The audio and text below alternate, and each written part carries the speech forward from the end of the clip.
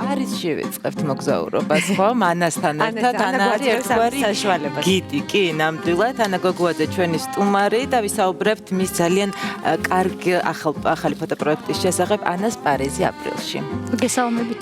დიდი მადლობა სტუდიაში მოგწონებისთვის. მე მიხარია ხოლმე, როდესაც შენ ხარ ჩვენი სტუმარი, იმიტომ რომ ყოველთვის რაღაცა საინტერესო პროექტზე გვიწევს საუბარი და დღევანდელი დღეც არ არის გამონაკლისი. შენი სერიული ფოტოები, ასე ვთქვათ, რომელიც პარიზში გადაიღე, პირველად გადაიღე შავთეთრი ფოტოები, ხო? კი, სხვათა შორის ძირითადად სუფერად ვიღებ ხოლმე და აი გამოფენის სახით ესე სრულად პირველად ავედგინე შავთეთრი. საიდან გაგიჩნდა სურვილი, რომ პარიზში უნდა გადაგიღო? და რატომ შავთეთრი? და რატომ აპრილი? ბანდერი კითხები დაგაყარეთ. ხო, იცით რომ ეს ბევრს უნდა ხო რაღაც პარიზში მოგზაურობა და მე დაახლოებით 13 წლის წინ პირველად მოვისმინე ეს ცნობილი ჯაზური თემა არის April in Paris. და მაშინ ვთქვი რომ მე აუცილებლად წავალ პარიზში, ოღონდ ეს იქნება აპრილის თვეში, რაღაც ესე ავიკვია და მხოლოდ აპრილში იქნებოდა. გაზაფხულზე სპონტანურად შევავსე სავიზო აპლიკაცია და როდესაც მივიღე ვიზა, ბუნებრივია ყველგან დამოქვს ხოლმე ფოტოაპარატი და ეს ასევე სპონტანურად გაჩნდა ის იდეა, რომ მე უნდა ჩამოსულიყავი ფოტოპროექტით. მანამდე ხა პარიზი მქონდა ნანახი მხოლოდ სხვის მიერ გადაღებულ ფოტოებზე თუ კინოკადრებზე და იცით რა ცოტა რთულია რა თქმა უნდა ესე გადაიღო პარიზი, იმიტომ იმდენს აქვს გადაღებული და იმდენჯერ რომ შენი პარიზი მაინც სხვა იყო არა რომ ჩახვედი? კი, იცით სანამ წავიდოდი ვფიქრობდი აი რა უნდა გადაგიღო და იცით რა წასვლამდევე გადავწყვიტე რომ ესე ვიცოდი რომ არ იქნებოდა ამ ფოტოებზე არქიტექტურა და ეს პეიზაჟები. ჩემი პარიზის გმირები უნდა ყოფილიყვნენ ჩვეულებრივი რიგითი ადამიანები სხვადასხვა ასაკის, რომლებიც ქმნიან თანამედროვე პარიზის ყოველდღიურობას. როგორია ეს ყოველდღიურობა? იცით მიუხედავად იმისა რომ პარიზი ძალიან ფერადია, ფოტოები ხშირად მაგრამ სამდროში პარიზი არის ძალიან ფერადი. ძალიან დახვეწილი და ძალიან ბევრი შემიძლია ვილაპარაკო პარიზზე. დარწმუნებული ვარ რომ მე ოდესმე აუცილებლად დაბრუნდები ამ ქალაქში. და ძალიან შემოყვარდა. სადაც შეგიძლია იცხოვრო ოღონდ დიდი ხნის პერსპექტივით. კი, დიდი სამონებით. რაღაცა ვფიქრობ რომ აი ეხლა უკვე ჩამოვედი და უკვე მენატრება. კი, ეს დილაობით როცა გამოვდიოდი გადაღებაზე, დილიდან მოვიწევდი ხოლმე გადაღებას და იცი რა მე ეს დილას გამოდიოდი, თან სეირნობდი, თან ათვალიერებდი ქალაქის ქუჩებს და თან ყველაფერს რაც ჩვენთვის საინტერესო იყო ფირზე აღბეჭდავდი. კი, ძირითადად დავდიოდი ისეთ ადგილებში, სადაც ნაკლებად დადიან ტურისტები.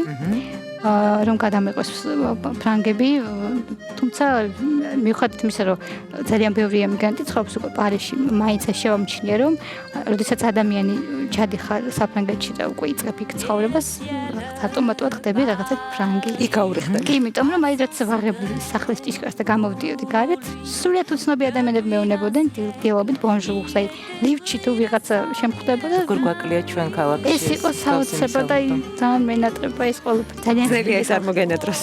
საოცარი ხალხი.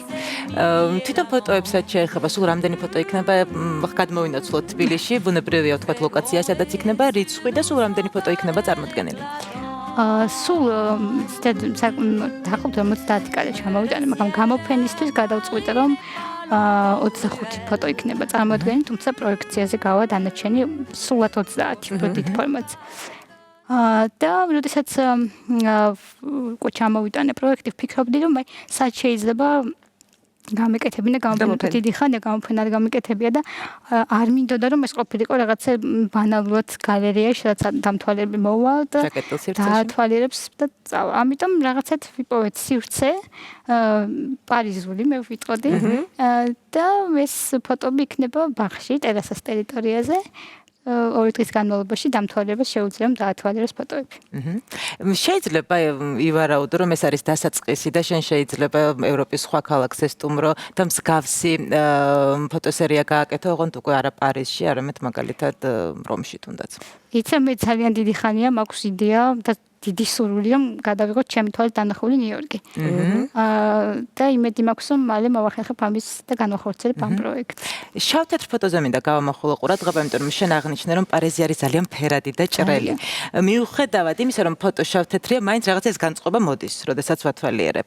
რატო აირჩიე მაინც შავთეთრი? იცი ფერს აქვს თავისი ინფორმაცია და თავისი დამატებითი ემოცია მოაქვს ამ ფერებს. და რახან ჩემი გამოფენის მთავარი გმირები არიან ადამიანები და პორტრეტები რაღაცად უფრო მე ვფიქრობ რომ შავ თეთრით უფრო მოდის ეს მათი განწყობა და ხასიათი. და მნიშვნელოვანია რომ არც ერთი ფოტო არ არის დადგმული, ეს არის სრულიად სპონტანური კადრები. კი ნამდვილად ჩვენ შეგვიძლია ახლა თვალყური მივადანოთ იმ ფოტოების ნაწილს, რომელიც ჩვენ სტუდიაში არ არის, მაგრამ სამაგიეროდ ეკრანზე ჩანს. სწორედ ეს ფოტოები გამოიფინება 29 და 30 ივნის, ხომ? ანა გოგოდის პერსონალურ გამოფენაზე პარიზული დღეები გველოდება, როგორც ანამ დაანონსა. და იცით არის მე ასევე მელომანი ვარ, ძალიან მიყვარს მუსიკა და გადავწყვიტე რომ როდესაც მოვგენ და ფოტოების დასათვალიერებლად მუდმივად იყოს იმ სივრცეში ფრანგული მუსიკა, რომელიც კიდევ უფრო მეტად გაამძაფრებს განწყობას. ახმის ამიტომ მუსიკაზეც რაღაცად ვიზრუნე რომ მუსიკალური ფონი ყოფილიყო. ანა, მიზანით ამ გამოფენის უკვე საქველმოქმედოა, ხო, როგორც ვიცი? იცით ჩვენ მოგვიწე გამოფენის გადადება აი ამ ამბების გამო და მეც გამონაკლისს დღეს რაღაც ჩვენი საზოგადოება ერთიანად თავი ყველანაირად ცდილობს რომ თავის წვლილი შეიტანოს რომ დაეხმაროს ამ ადამიანებს. ამიტომ მე გადავწყვეტე რომ ნამუშევრები გაიყიდოს და შემოსული თანხით დავეხმაროთ იმ ადამიანებს, რომლებიც დაზარალდნენ სტიქის შედეგად. ესეც კიდევ ერთი ნაბიჯი და კიდევ ერთი ქველმოქმედება, რომელიც გველოდება უახლოეს დღეებში. როგორია სამომავლო გეგმები? კონკრეტულად შეგვიძლია რამეზე ვისაუბროთ? თუ როგორ არის ხომ, როდესაც ერთ რაღაცა დიდ პროექტს დაასრულებ, ფოტოპროექტს, მე გჭირდება ცოტა ხანს დასვენება, რომ მოწყდა რეალობას, იმისთვის რომ ახალი პროექტისთვის მოემზადო.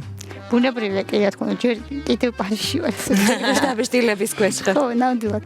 მაგრამ რაც იმედი მაქვს, რომ ახლა სტოკგოლმში გავიმგზავრები, სადაც თან მექნება ესე ჯერ დაგეგმილი არ მაქვს პროექტი, მაგრამ ვაპირებ წასვლას და იმედი მაქვს, რომ სტოკგოლმიდანაც რაღაცა ნამუშევრებს ჩამოვდა. და საერთოდ ვაპირებ, რომ ეს ძალიან გამიტაცა მოგზაურობამ, მუდმივად ვცდილობ, რომ ბრუნდები საქართველოში, ეგრე ვიწყებ ფიქს, შემდეგსაც წავიდე. ძალიან შეპყრობილი ვარ ამით და შეიძლება თუ ყველაფერი კარგად იქნება რაღაცა დროის შემდეგ გავაკეთო სერია ჩემ თვალდანახული ევროპის. შენ აღნიშნე რომ პარიზზე ბუნებრივია სანამ თავად მოხვდებოდი ძალიან ბევრი მგსმენია, ბევრი ფოტო გვინახავს, ბევრი ფილმი და ასე შემდეგ, თუმცა ალბათ შენი მოლოდინები გქონდა, ხომ?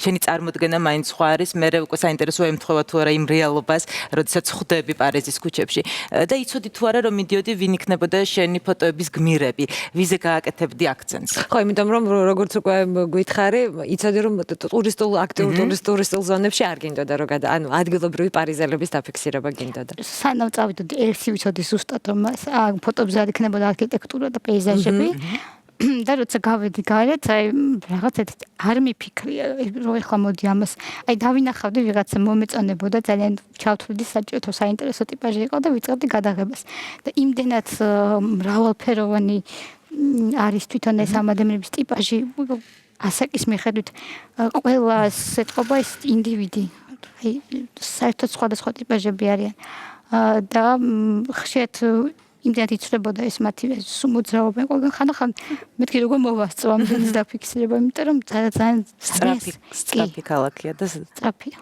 და ძალიან ლამაზი და ესეთი მე საერთოდ ძალიან მოვიხიბლე ამ ადამიანების ყურადღებით ძალიან თბილი და ისეთი ყურადღებიანი ხალხია. როგორი მოლოდინი გაქვს ნიუ-იორკზე? მე მგონია შენ რაღაც მიზანდასახული ადამიანი ხარ, რა დონეზეც გიცნობ, ასეთი შთაბეჭდილება მაქვს. დარწმუნებული ვარ შესაბამისად, რომ ნიუ-იორკში მოხვდები და აუცილებლად ჩამოიტან კიდევ ერთ ფოტოპროექტს. როგორი მოლოდინი გაქვს ნიუ-იორკის? როგორია შენი ნიუ-იორკი, რომელიც ჯერ არ გინახავს და მხოლოდ ფილმებიდან და ფოტოებიდან იცი? ძალიან ბევრს ვკითხულობ ხოლმე ნიუ-იორკზე. ძალიან მომწონს იქაური არქიტექტურა, საერთოდ ჯაზის ძალიან დიდი მოყვარული ვარ და ჩემთვის ნიუ-იორკი არის თავისუფალი, დიდი და ალბათ ჭრელი და ყველასთვის ღია. მე მქონდა ბედნიერება. მსგავსად თუ გაქვს აი კონკრეტული ხედვა, რო ჩახვალ რას გადაიღებ, ან რას არ გადაიღებ კატეგორიულად. ნიუ-იორკის პროექტზე მე უკვე 5 წელია ვფიქრობ და ამიტომ ყოველდღე რო გადის უფრო რაღაცა ხვეწავ ამ ჩემს იდეას. ახლა პარიზიდან რო ჩამოვედი, ზუსტად ვიცოდი, აი რა კუთხიდან, ახლა არ ვიტყვი ზუსტად, მაგრამ არის ფოტოგრაფიაში ესეთი წესები და რაღაც მინდა რომ ვთქვათ დავარღვიოს თქო ეს წესები, როდესაც ჩავალ ნიუ-იორკში. ანუ გადაღების თვითონ როგორც ქალაქი არის, შეიძლება ჩათვალე, რომ ბევრი პატარა ქალაქები ერთად გაიხსნებული ერთი მეგაპოლისი. აი, მან პატარა იტალია, პატარა ჩინეთი, მან არის ადგილი, სადაც კარიბული კუნძულიდან არის ხალხი და შესაბამისი, აი, ღია ბაზრები, რომელიც არიან ქუჩაში, როგორი კაფეები, რესტორანი სტილი, ძალიან განსხვავებული. თან ნიუ-იორკი არის აბსოლუტური ვერტიკალური ქალაქი. ანუ დადი ხარ თითქმის როგორც გამოქვაბულში, აი ვერ ხედავთ აი სად მთავრდება შენობლები, როცა შიგნით ახარ რომელიც ქმნის ძალიან განსხვავებული დინამიკა. მასშტაბურია, მე მქონდა ბედნიერება ვიყავი რაღაც ტრეინინგის ფარგლებში ნიუ-იორკში და იმდენად მასშტაბური ქალაქია, იმდენად დიდია, რომ ძალიან დიდი შანსია დაიკარგო, ანუ აი ვერ გაერკვე, თუნდაც აი ფოტოების გადაღების ხოლმე ალბათ რაღაცა ორიენტირი ჭირდება ანას, ხო? ჩემი აზრით, ხო რაც მათვარი ვარ და კოლას აქვს თავის სუბიექტური რა არის მისთვის მოხიბლური მაგრამ მე როცა სტუდენტი ვიყავი ამერიკაში როგორც მათვარი ნიუ-იორკში ყველაზე საინტერესო არის Greenwich Village. Greenwich Village არის სადაც ჰელოვნები ხალხი კრებებიან პოეტები, კინოდირექტორები დაბალზე არის ანუ ადრესი იყო სოფელი მე აი ქალაქმა გარშემო შეკლაფად მაგრამ დარჩა ესეთი სიმპათიური და სიმკვიდრო უბნები რომ ძალიან საინტერესოა. Kiri ai Brooklyn-ი ძალიან შეცვალა ამ ბოლო დროს. Ai Williamsburg არის ერთ-ერთი რეგიონი Brooklyn-ი, რომელიც ბევრი ზარულები, ბევრი სამალიერები, რომელიც უნდა უფრო შემოქმედი დამოკიდებლობა კულინარიასთან, მაგრამ იმდენად თანხარა ჰქონდათ, რომ Manhattan-ში გააკეთე Williamsburg-ში.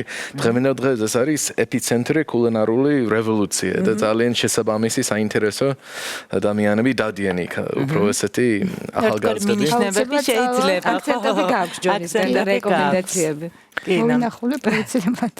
მოკლედ, კიდევ ერთხელ ვუთხრა ჩვენს ტელემაყურებელს 29-30 ივნის ანა გოგუაძის ახალი ფოტოპროექტის პრეზენტაცია გელოდებათ ანას პარიზი აპრილში. ლოკაცია ვუთხრათ, ეს არის ექსპო ჯორჯიას პავილიონი ტერასა, კაფე ტერასა. დიდი მადლობა ანა შენ სტუდიაში მოგწონებისთვის, ჩვენ დარწმუნებულები ვართ, რომ მოვალ და ვესტუმრები დავათვალიერებთ ჩვენს ფოტოებს უკვე საგამოფენო სივრცეში და წარმატებებს გისურვებთ. გელოდებით შემდეგი პროექტით უკვე რა თქმა უნდა ჩვენ. წარმატებები დიდი მადლობა მოსწონს. შეგვიძლია რეკლამაზე გავიდეთ და რეკლამის შემდეგ კიდევ ერთი საქმო მოქმედო კონცერტის შესახებ მოგიყვებით და გველოდეთ. დაგველოდეთ.